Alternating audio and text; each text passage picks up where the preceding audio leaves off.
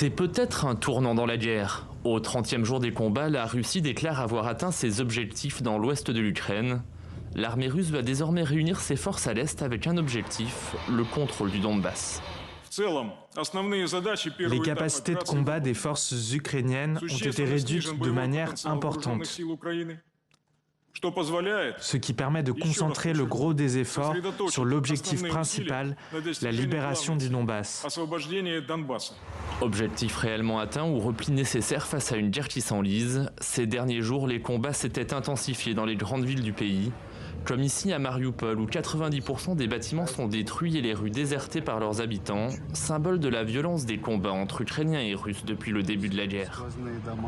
Et au bilan humain déjà tragique, de nouvelles pertes pourraient s'ajouter.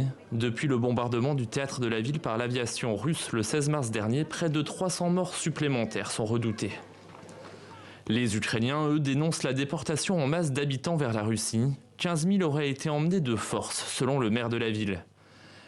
Dans une nouvelle déclaration, le président Zelensky accuse lui la Russie d'avoir franchi un nouveau cap.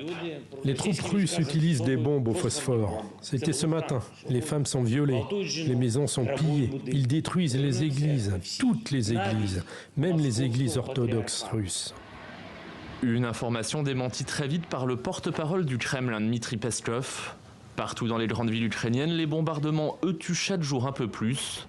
Comme dans ce centre médical de Kharkiv visé ce vendredi. Bilan 4 morts et au moins 3 blessés, tous civils selon la police régionale.